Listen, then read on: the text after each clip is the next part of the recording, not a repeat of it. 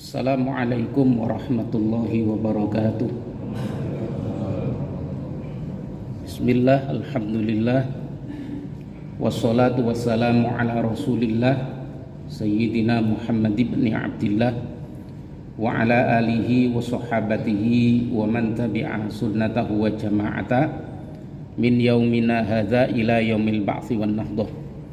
Amma ba'du, hadirin sekalian, alhamdulillah kita bisa bertemu kembali, berkumpul dalam keadaan sehat walafiat. Mudah-mudahan ngaji kita hari ini diberkahi oleh Allah Subhanahu wa taala. Hadirin sekalian, kita masih membahas sholat Jumat.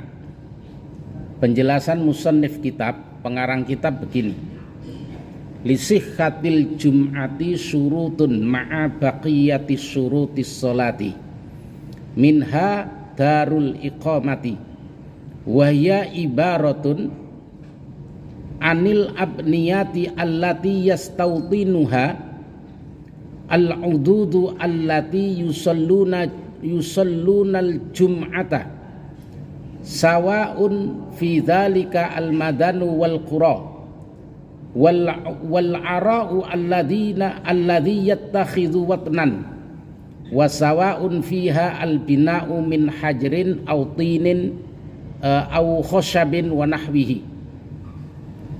wa wajhahu istaratu dzalika annahu lam yanqul iqamatuha fi ahdi Rasulillahi sallallahu alaihi wasallam wal khulafa'ur rasyidina illa kadzalika walau jazat fi ghairi dzalika la fa'alat walau maratan walau fa'alat lanukila wa yustartu fil abniyati antakuna mujtami'atan falau tafarraqat wala yakfi wa ya'rafu tafriqu bil urfi wallahu alam.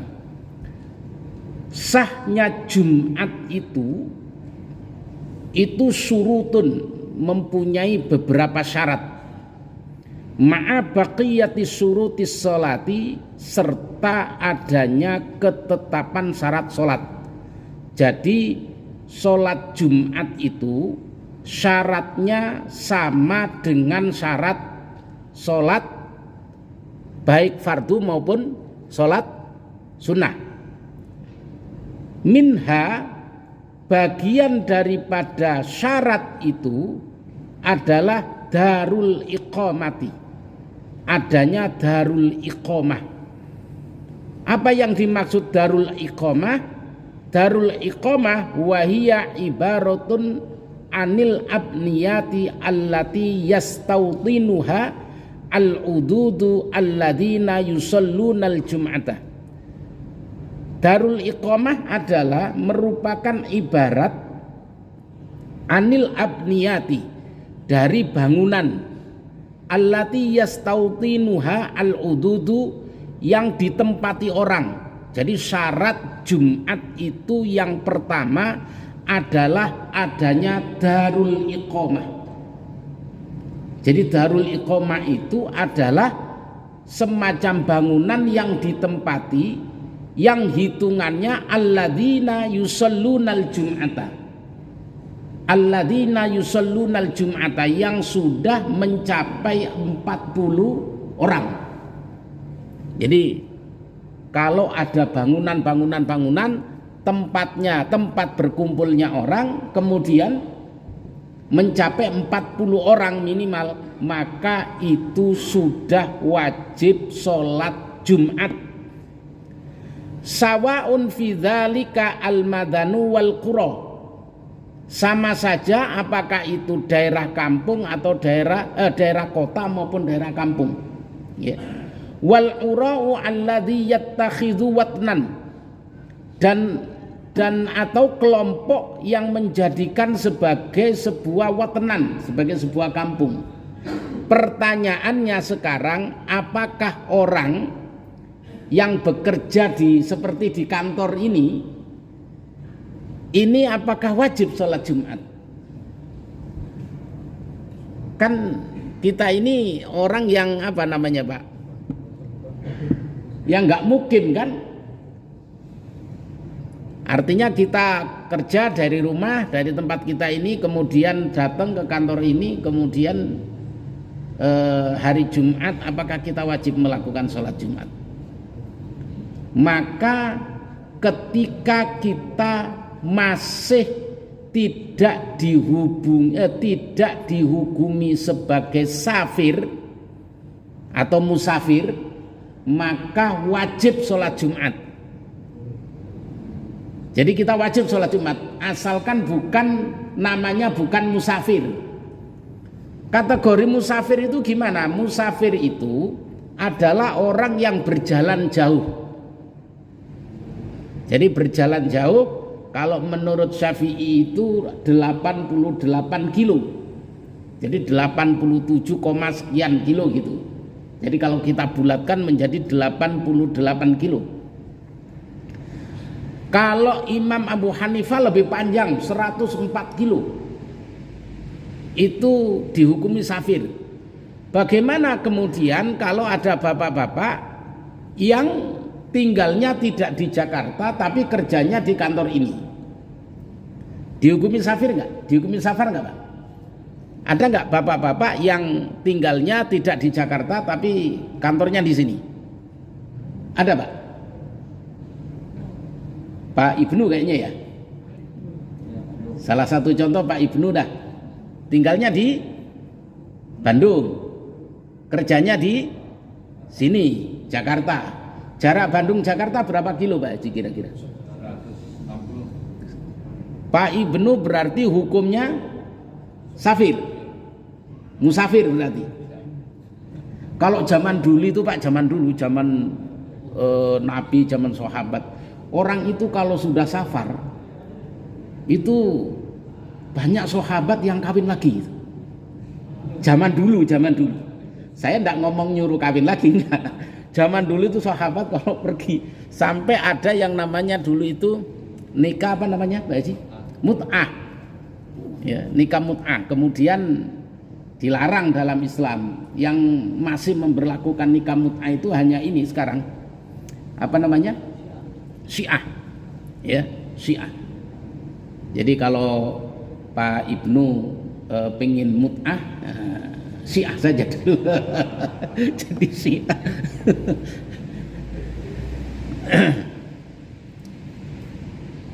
Cuman kalau Syiah itu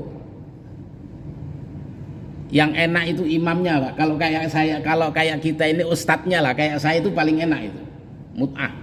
Jadi kalau imamnya datang ke tempat jamaahnya gitu, itu istrinya dicerai sama jamaah ini, istrinya dicerai, nginep gitu, dicerai, kemudian dimut'ahkan sama imamnya itu gitu. Jadi itu enak itu imamnya itu. Cuman yang kita tidak bisa ngikuti mut'ah itu ada baiknya. Jadi mereka itu menyerahkan humus. Jadi zakat itu, Pak, zakat itu bentuknya humus. Nilainya kalau kita kan berapa? 2,5% ya. Kalau humus itu 1/5%. Jadi 1 dibagi 5. Kalau kita 2,5%. Ya. Jadi banyakan humus. Ya. Nah, diserahkan kepada mulah-mulahnya itu, diserahkan sama kiai-kiainya itu. Kalau umpamanya saya jadi Syiah gitu, ini berapa ini saya dapat ini gitu ya. Jatah preman. Jadi kembali darul iqamah.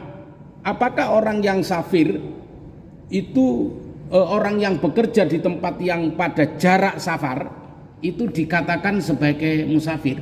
Tidak. Kemusafirannya itu sifatnya hanya di perjalanan. Jadi kalau sudah di tempat pekerjaannya, maka orang itu sudah dihukumi sebagai al-iqamah, orang yang mukim.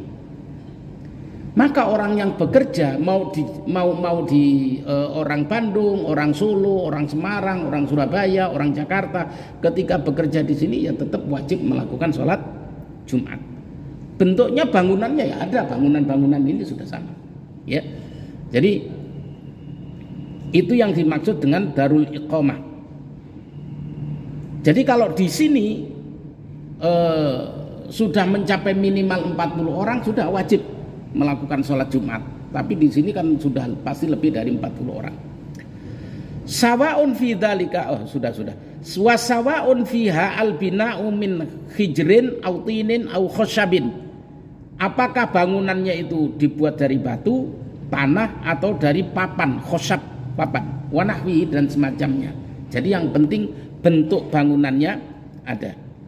Wa wajhu istaratu dzalika, adapun arah persyaratan tersebut, annahu lam yanqul iqamatuha fi ahdi Rasulillah sallallahu alaihi wasallam wal khulafa'i rasyidin.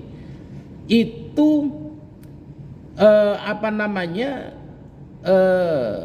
tidak ada nukilan, artinya tidak ada dalil yang menunjukkan bahwa pada zaman Rasulullah maupun zaman para sahabat sholat Jumatnya itu illa kadzalik, yang kecuali seperti ini. Jadi zaman Nabi, zaman para sahabat, kalau orang sholat Jumat harus ada darul iqamah. Bagaimana kalau di satu kampung ada 2 masjid misalkan? Ada nggak Pak? Satu RW gitu, masjidnya 2 gitu misalkan. Kan itu satu kampung namanya, masjidnya 2. Boleh nggak melaksanakan? Boleh, kalau memang setiap di masjid tadi mempunyai jamaah minimal 40 orang. Kalau satu kampung itu masjidnya harus penuh, yang satunya baru dibuat sholat Jumat di masjid yang lain. Yang kemarin nanya sholat Jumat 2 angkatan itu di sini ya? Oh iya, dia nanya. Nah kalau sholat Jumat 2 angkatan tidak boleh, jadi harus ini ya. Saya secara pribadi setuju, secara pribadi sholat Jumat 2 angkatan gitu. Kenapa setuju? Ini kan amplopnya 2 jadi.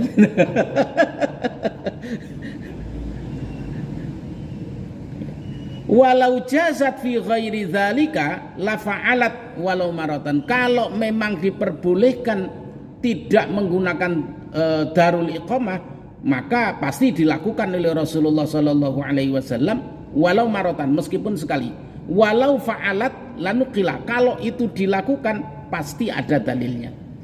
Wa yustartu fil abniyati antakuna mujtami'atun. Bagaimana bentuk bangunannya ini insya Allah kita bahas pada pertemuan yang akan datang. Wallahu a'lam. Bapak, ibu-ibu sekalian, silakan bertanya, terutama yang terkait dengan puasa maupun zakat fitrah. Karena kita sebentar lagi, berapa minggu lagi Pak? Seminggu ya. Seminggu lagi akan menghadapi puasa. Terus di dalam bulan Ramadan itu paling tidak ada 2 kewajiban yang wajib dilakukan oleh umat Islam, puasa dan zakat fitrah, yang wajib dilakukan. Nah, jika bapak-bapak ada yang bertanya terkait zakat, terkait puasa, monggo silakan. Kalau ada yang bertanya, monggo Pak Haji. Kriteria amil itu kayak apa? Soalnya banyak yang di setiap masjid itu mengaku bahwa yang mengumpulkan kemudian membagikan zakat itu mengaku sebagai amil, sehingga punya jatah untuk zakat. Kriteria amil ini satu, bahwasannya amil itu harus ditunjuk oleh imam. Yang dimaksud imam di sini adalah imamul balad.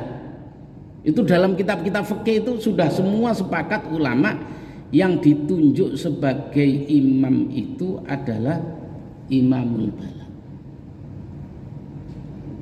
Jadi imamul balad itu ya kepala negara. Maka bagaimana hukum amil yang ada di masjid? Tapi ini jangan terlalu dipikirin dulu ya Pak, yang ini jangan terlalu dipikirin, karena saya bicara soal hukum Islam ya. Maka kalau mengacu kepada hukum fikih ini, maka yang tidak ditunjuk oleh negara itu tidak sah.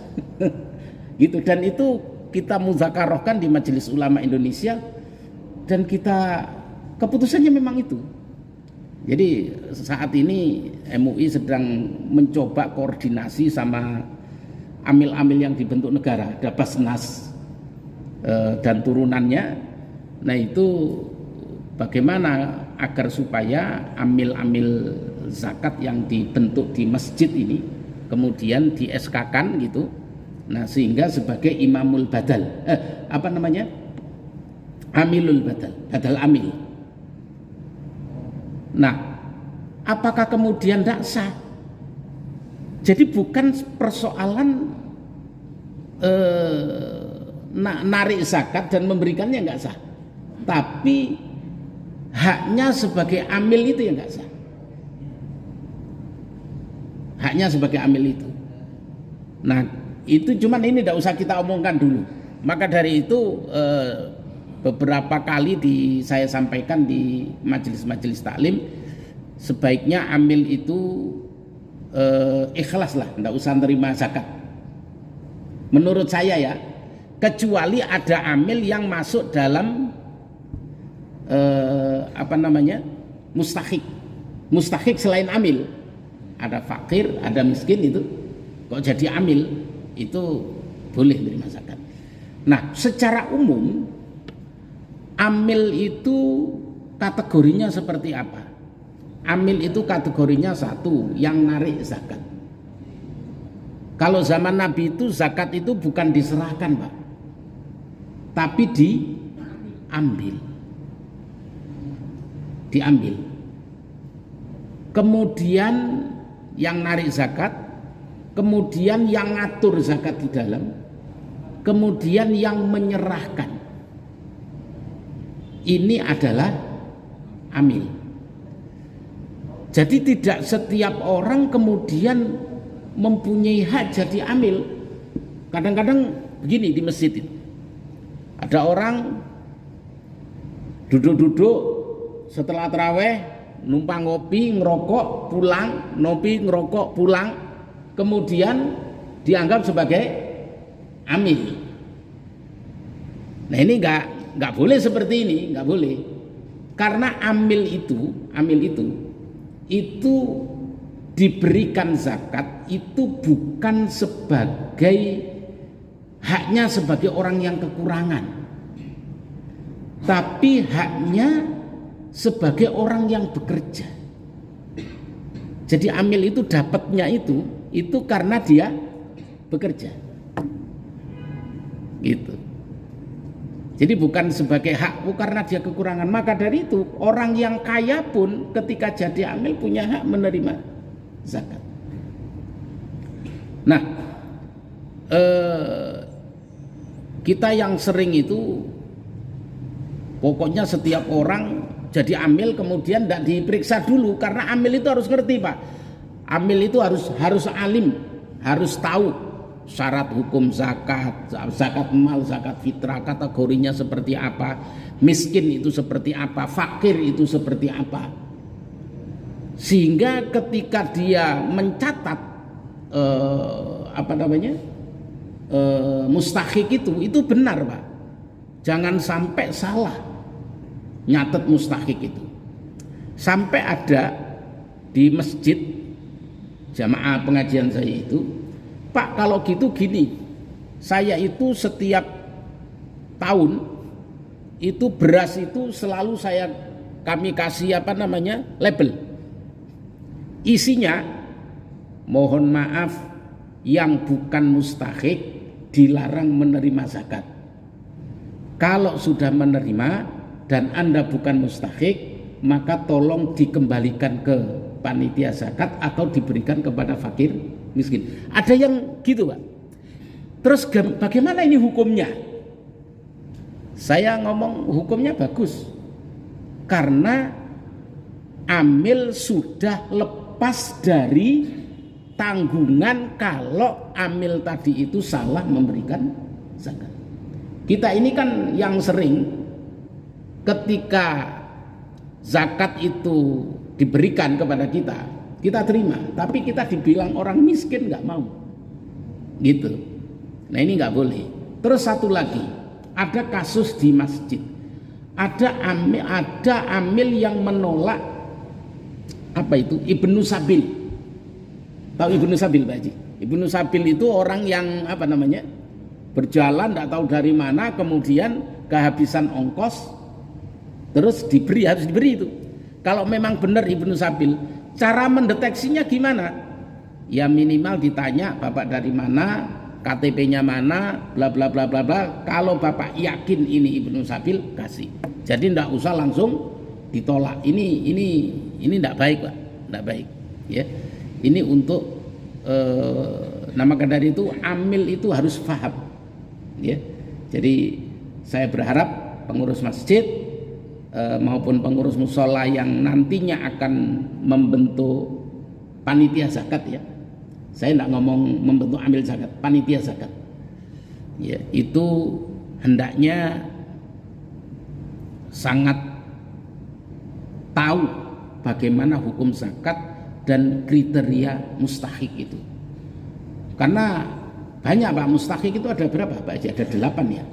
Ada ghorim itu orang yang punya hutang. Umpamanya bagaimana Pak, ada panitia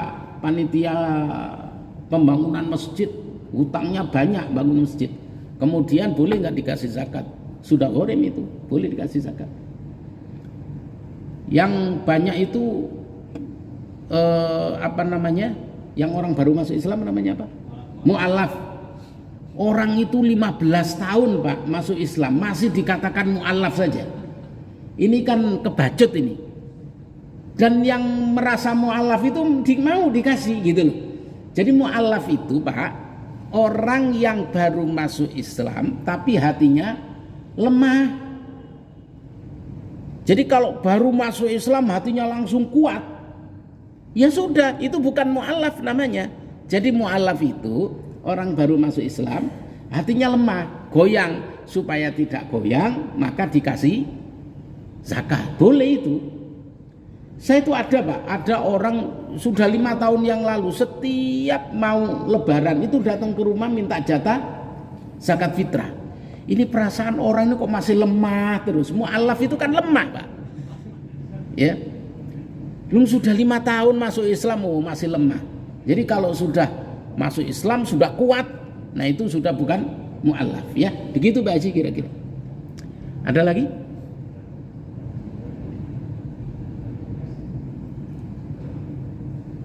Sebenarnya nanti gini aja Pak, nanti itu mungkin kalau memang setuju, DKM setuju, mungkin pas bulan Ramadan itu akan saya jelaskan terkait hal-hal yang berhubungan dengan puasa.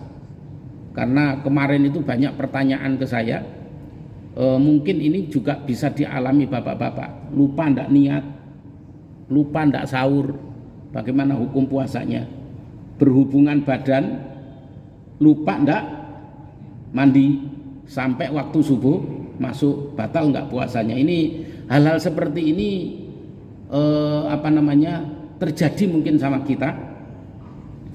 Nah ada yang masih salah, kalau orang itu berhadas besar dianggap tidak boleh puasa, sehingga ketika lupa tidak mandi besar maka tidak puasa.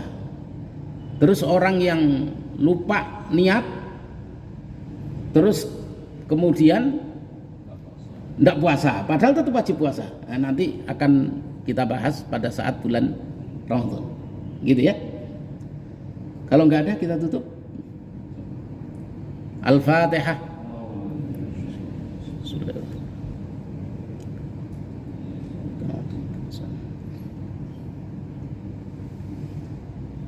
Alhamdulillahi Rabbil Alamin, hamdan yuwafi ni'amahu wa yukafi'u mazidah. Ya Rabbana lakal hamdu wa lakal syukru wa lakal mulku kama yanbaghi li jalali wajhikal karimi wa 'azimi sultanik. Allahumma salli ala sayyidina Muhammadin al-fatihil lima ughliqa wal khatimi lima sabaq, nasiril haqqi bil haqqi wal hadi ila siratikal mustaqim, wa ala alihi wa sahbihi haqqa qadrihi wa miqdaril azim. Allahumma aftah alaina bi futuhil arifin, Allahumma aftah alaina bi futuhil arifin, Allahumma aftah alaina bi futuhil arifin, Allahumma a'inna ala dzikrika wa syukrika wa husni ibadatik. Rabbana atina fid dunya hasanah wa fil akhirati hasanah wa qina adzaban nar. Rabbana taqabbal minna innaka antas samiul alim wa tub alaina innaka antat tawwabur rahim. Bi fadli subhana rabbika rabbil izzati amma yasifun. Wassalamun alal mursalin walhamdulillahi rabbil alamin. Terima kasih. Wallahul muwaffiq ila aqwamit thoriq. Assalamualaikum warahmatullahi wabarakatuh.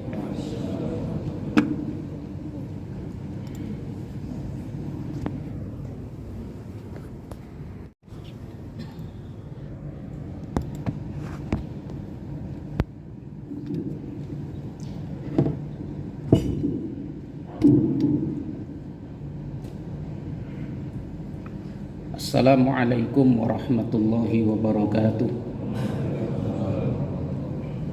Bismillah, alhamdulillah, wassalatu wassalamu ala rasulillah Sayyidina Muhammad ibn Abdillah wa ala alihi wa sahabatihi wa man tabi'a sunnatahu wa jama'ata min yaumina hadza ila yaumil ba'thi wan nahdah.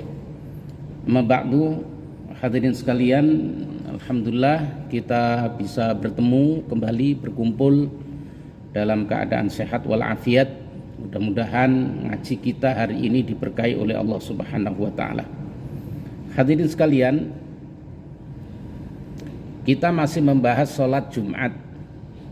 Penjelasan musannif kitab, pengarang kitab begini: lisihhatil jum'ati syurutun ma'a baqiyatis syurutis sholati minha darul iqamati wahya ibaratun anil abniyati allati yastawtinuha al-ududu allati yusallunal jum'ata sawa'un fi dhalika al-madanu wal qura wal ara'u alladhi yattakhidhu watnan wa sawa'un fiha al bina'u min hajrin aw tinin aw khashabin wa nahwihi. Wa wajhahu istaratu dzalika annahu lam yanqul iqamatuha fi ahdi Rasulillah sallallahu alaihi wasallam wal khulafa'ur rasyidina illa kadzalika walau jazat fi ghairi dzalika la fa'alat walau maratan walau fa'alat lanukila wa yustartu fil abniyati antakuna mujtami'atan falau tafarraqat wala yakfi wa ya'rafu tafriqu bil urfi wallahu alam. Sahnya Jumat itu surutun, mempunyai beberapa syarat, ma'a baqiyati surutis sholati, serta adanya ketetapan syarat sholat. Jadi sholat Jumat itu syaratnya sama dengan syarat sholat baik fardu maupun sholat sunnah. Minha, bagian daripada syarat itu adalah darul iqamati, adanya darul iqamah. Apa yang dimaksud darul iqamah? Darul iqamah wahiyya ibaratun anil abniyati allati yastawtinuha al-ududu alladina yusallunal jum'ata. Darul iqamah adalah merupakan ibarat anil abniyati, dari bangunan, allati yastawtinuha al-ududu, yang ditempati orang. Jadi syarat Jumat itu yang pertama adalah adanya darul iqamah. Jadi darul iqamah itu adalah semacam bangunan yang ditempati, yang hitungannya alladzina yusallunal jum'ata, alladzina yusallunal jum'ata, yang sudah mencapai 40 orang. Jadi kalau ada bangunan tempatnya, tempat berkumpulnya orang, kemudian mencapai 40 orang minimal, maka itu sudah wajib sholat Jumat. Sawaun fi dzalika al-madanu wal qura. Sama saja apakah itu daerah kampung atau daerah kota maupun daerah kampung. Ya. Wal urau alladzi yattakhidhu watnan, dan atau kelompok yang menjadikan sebagai sebuah watenan, sebagai sebuah kampung. Pertanyaannya sekarang, apakah orang yang bekerja seperti di kantor ini apakah wajib sholat Jumat? Kan kita ini orang yang apa namanya Pak? Yang nggak mukim kan? Artinya kita kerja dari rumah, dari tempat kita ini, kemudian datang ke kantor ini, kemudian hari Jumat, apakah kita wajib melakukan sholat Jumat? Maka ketika kita masih tidak dihukumi sebagai safir atau musafir, maka wajib sholat Jumat. Jadi kita wajib sholat Jumat, asalkan namanya bukan musafir. Kategori musafir itu gimana? Musafir itu adalah orang yang berjalan jauh. Jadi berjalan jauh, kalau menurut Syafi'i itu 88 kilo. Jadi 87, sekian kilo gitu. Jadi kalau kita bulatkan menjadi 88 kilo. Kalau Imam Abu Hanifah lebih panjang, 104 kilo. Itu dihukumi safir. Bagaimana kemudian kalau ada bapak-bapak yang tinggalnya tidak di Jakarta tapi kerjanya di kantor ini, dihukumi safir nggak? Dihukumi safar nggak Pak? Ada nggak bapak-bapak yang tinggalnya tidak di Jakarta tapi kantornya di sini? Ada Pak? Pak Ibnu kayaknya ya. Salah satu contoh Pak Ibnu dah. Tinggalnya di Bandung, kerjanya di sini Jakarta. Jarak Bandung-Jakarta berapa kilo Pak Haji kira-kira? 160. Pak Ibnu berarti hukumnya safir, musafir berarti. Kalau zaman dulu itu Pak, zaman Nabi, zaman sahabat, orang itu kalau sudah safar itu banyak sahabat yang kawin lagi. Zaman dulu. Saya tidak ngomong nyuruh kawin lagi, enggak. Zaman dulu itu sahabat kalau pergi sampai ada yang namanya dulu itu nikah apa namanya Pak Haji? Mut'ah. Ya, nikah mut'ah. Kemudian dilarang dalam Islam. Yang masih memberlakukan nikah mut'ah itu hanya ini sekarang. Apa namanya? Syiah. Ya, Syiah. Jadi kalau Pak Ibnu pengen mut'ah, Syiah saja dulu. Jadi Syiah.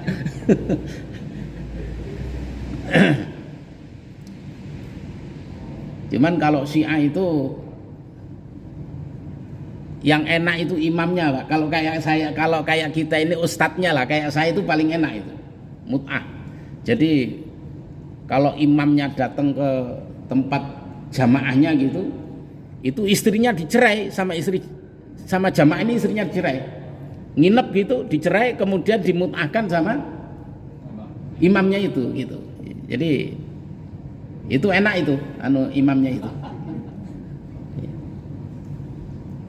Cuman yang kita tidak bisa ngikuti mut'ah itu ada baiknya. Jadi mereka itu menyerahkan humus. Jadi zakat itu Pak, zakat itu bentuknya humus. Nilainya kalau kita kan berapa? 2,5% ya. Kalau humus itu 1/5%. Jadi 1 dibagi 5. Kalau kita 2,5%. Ya. Jadi banyakan humus. Ya. Nah diserahkan kepada mulah-mulahnya itu, diserahkan sama kiai-kiainya itu. Kalau umpamanya saya jadi Syiah gitu, ini berapa ini saya dapat ini gitu ya. jatah preman. Jadi kembali darul iqamah. Apakah orang yang safir itu orang yang bekerja di tempat yang pada jarak safar itu dikatakan sebagai musafir? Tidak. Kemusafirannya itu sifatnya hanya di perjalanan. Jadi kalau sudah di tempat pekerjaannya, maka orang itu sudah dihukumi sebagai al-iqamah, orang yang mukim. Maka orang yang bekerja mau di orang Bandung, orang Solo, orang Semarang, orang Surabaya, orang Jakarta, ketika bekerja di sini ya tetap wajib melakukan sholat Jumat. Bentuknya bangunannya ya ada, bangunan-bangunan ini sudah sama. Ya. Jadi itu yang dimaksud dengan darul iqamah. Jadi kalau di sini sudah mencapai minimal 40 orang sudah wajib melakukan sholat Jumat. Tapi di sini kan sudah pasti lebih dari 40 orang. Sawaun fi dzalika sudah. Wa sawaun fiha al-bina'u min hijrin aw tinin aw khashabin. Apakah bangunannya itu dibuat dari batu, tanah atau dari papan, khosyab, papan, wanahwi dan semacamnya. Jadi yang penting bentuk bangunannya ada. Wa wajhu istaratu dzalika, adapun arah persyaratan tersebut annahu lam yanqul iqamatuha fi ahdi Rasulillah sallallahu alaihi wasallam wal khulafa'i rasyidin. Itu tidak ada nukilan, artinya tidak ada dalil yang menunjukkan bahwa pada zaman Rasulullah maupun zaman para sahabat sholat Jumatnya itu illa kadzalik, yang kecuali seperti ini. Jadi zaman Nabi, zaman para sahabat, kalau orang sholat Jumat harus ada darul iqamah. Bagaimana kalau di satu kampung ada 2 masjid misalkan? Ada nggak Pak? Satu RW gitu, masjidnya 2 gitu misalkan. Kan itu satu kampung namanya, masjidnya 2. Boleh nggak melaksanakan? Boleh, kalau memang setiap di masjid tadi mempunyai jamaah minimal 40 orang. Kalau satu kampung itu masjidnya harus penuh, yang satunya baru dibuat sholat Jumat di masjid yang lain. Yang kemarin nanya sholat Jumat 2 angkatan itu di sini ya? Oh iya, dia nanya. Nah kalau sholat Jumat 2 angkatan tidak boleh, jadi harus ini ya. Saya secara pribadi setuju, secara pribadi sholat Jumat 2 angkatan gitu. Kenapa setuju? Ini kan amplopnya 2 jadi.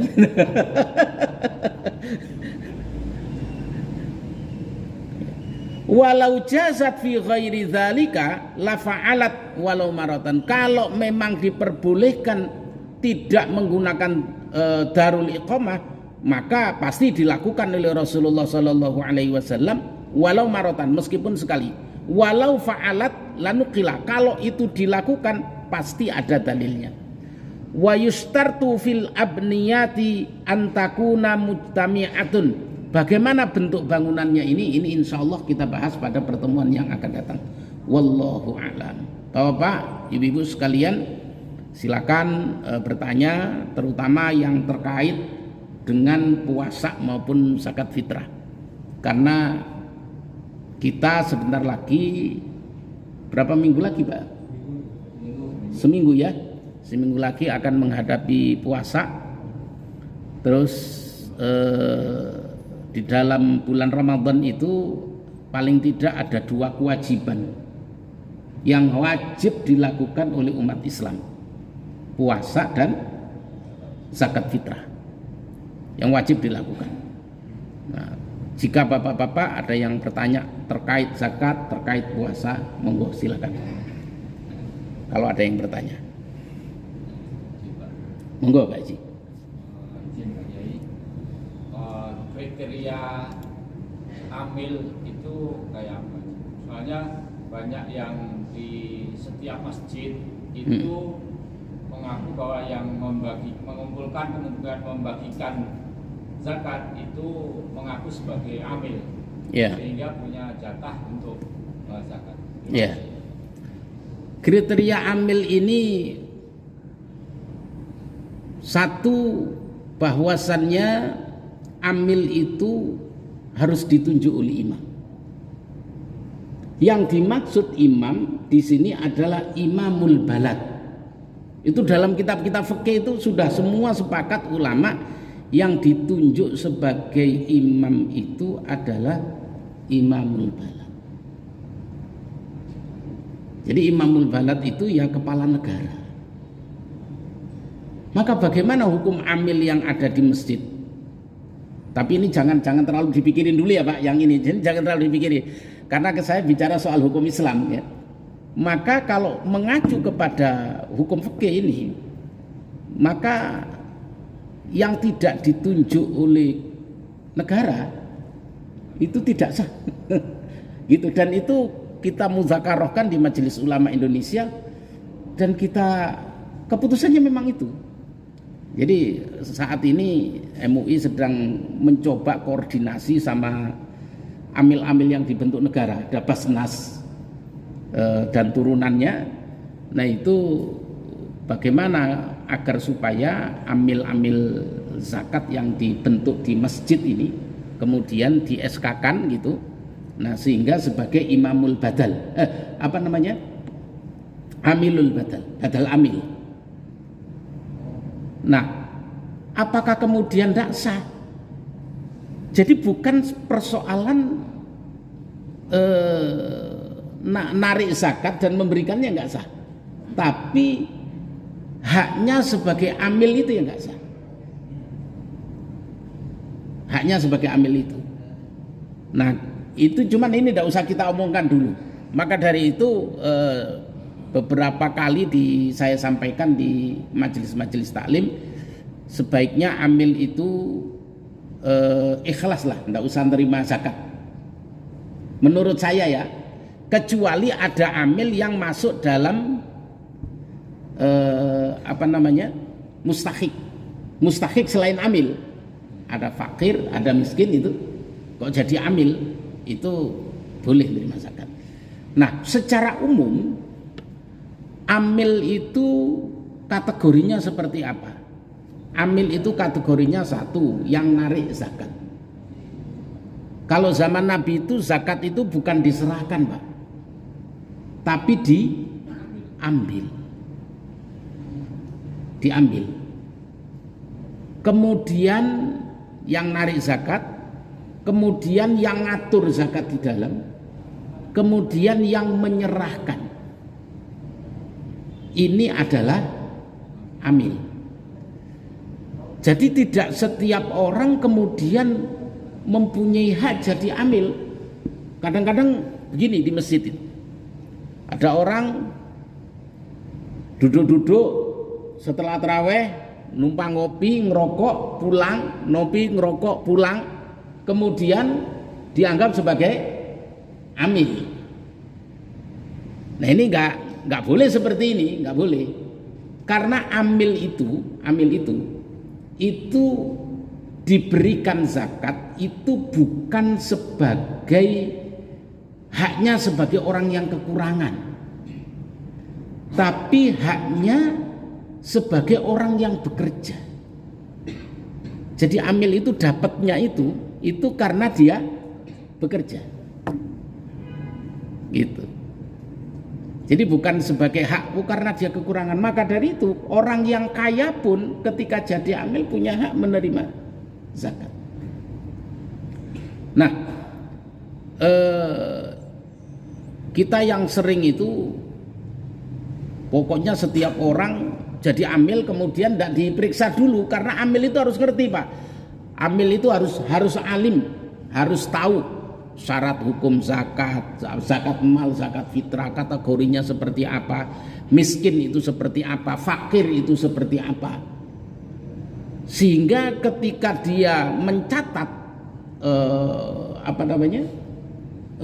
mustahik itu benar Pak. Jangan sampai salah. nyatet mustahik itu. Sampai ada di masjid jamaah pengajian saya itu, Pak kalau gitu gini, saya itu setiap tahun itu beras itu selalu kami kasih label. Isinya mohon maaf yang bukan mustahik dilarang menerima zakat. Kalau sudah menerima dan Anda bukan mustahik, maka tolong dikembalikan ke panitia zakat atau diberikan kepada fakir miskin. Ada yang gitu, Pak. Terus bagaimana ini hukumnya? Saya ngomong hukumnya bagus. Karena amil sudah lepas dari tanggungan kalau amil tadi itu salah memberikan zakat. Kita ini kan yang sering ketika zakat itu diberikan kepada kita, kita terima, tapi kita dibilang orang miskin nggak mau, gitu. Nah ini nggak boleh. Terus satu lagi, ada kasus di masjid, ada amil yang menolak Ibnu Sabil. Tahu Ibnu Sabil, Pak Haji? Ibnu Sabil itu orang yang berjalan tidak tahu dari mana, kemudian kehabisan ongkos, terus harus diberi itu. Kalau memang benar Ibnu Sabil, cara mendeteksinya gimana? Ya minimal ditanya Bapak dari mana, KTP-nya mana, bla bla bla bla bla. Kalau Bapak yakin ini Ibnu Sabil, kasih. Jadi tidak usah langsung ditolak. Ini tidak baik, Pak. Tidak baik. Ya. Ini untuk maka dari itu amil itu harus paham. Ya. Jadi saya berharap pengurus masjid maupun pengurus musola yang nantinya akan membentuk panitia zakat, ya. Saya tidak ngomong membentuk amil zakat, panitia zakat. Ya, itu hendaknya sangat tahu bagaimana hukum zakat dan kriteria mustahik itu. Karena banyak, Pak, mustahik itu ada berapa, Pak Haji? Ada 8 ya. Ada ghorim. Ghorim itu orang yang punya hutang. Umpamanya bagaimana, Pak? Ada panitia pembangunan masjid, hutangnya banyak bangun masjid. Kemudian boleh nggak dikasih zakat? Sudah ghorim itu, boleh dikasih zakat. Yang banyak itu yang orang baru masuk Islam namanya apa? Mu'alaf. Orang itu 15 tahun, Pak, masuk Islam masih dikatakan mu'alaf saja. Ini kan kebacut ini. Dan yang merasa mu'alaf itu mau dikasih gitu loh. Jadi mu'alaf itu, Pak, orang yang baru masuk Islam tapi hatinya lemah. Jadi kalau baru masuk Islam hatinya langsung kuat, ya sudah, itu bukan mu'alaf namanya.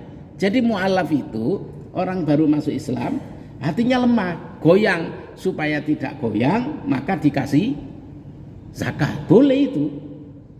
Saya itu ada, Pak, ada orang sudah 5 tahun yang lalu setiap mau lebaran itu datang ke rumah minta jatah zakat fitrah. Ini perasaan orang ini kok masih lemah terus. Mu'alaf itu kan lemah, Pak, ya.